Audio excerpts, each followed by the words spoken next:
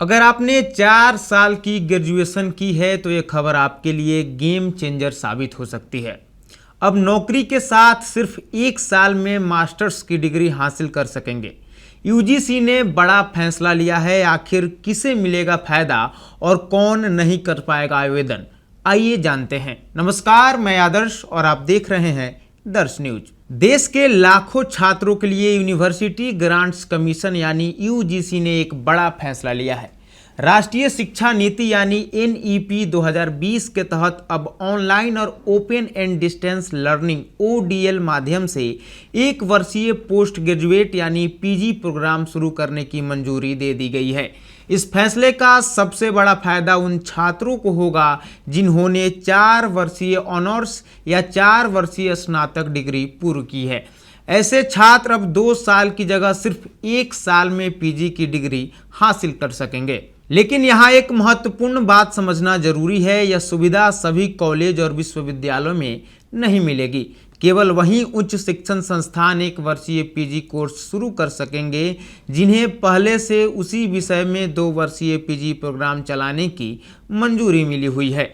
इतना ही नहीं, संस्थानों को यह कोर्स शुरू करने से पहले स्टडी बोर्ड, अकादमिक काउंसिल और अन्य सक्षम शैक्षणिक निकायों से मंजूरी लेनी होगी। साथ ही पूरा पाठ्यक्रम यूजीसी के पीजी और क्रेडिट फ्रेमवर्क तथा ऑनलाइन और ओडीएल से जुड़े नियमों के अनुसार तैयार करना होगा। अब बात करते हैं इस कोर्स में कौन प्रवेश ले सकेगा। केवल 4 वर्षीय ऑनर्स स्नातक डिग्री पूरी करने वाले छात्र ही आवेदन कर सकेंगे। 3 वर्षीय ग्रेजुएशन करने वाले छात्र इससे 1 वर्षीय पीजी प्रोग्राम कार्यक्रम के लिए पात्र नहीं होंगे। साथ ही यूजीसी द्वारा तय सभी पात्रता शर्तों को पूरा करना अनिवार्य होगा। वहीं एमबीए, एमसीए और पीजीडीएम जैसे प्रोफेशनल कोर्स में प्रवेश संबंधित नियामक संस्थाओं के नियमों के अनुसार ही होगा। इससे अब छात्रों को क्या क्या फायदा हो सकेंगे। सबसे पहला फायदा, सिर्फ 1 साल में मास्टर्स की डिग्री पूरी होगी।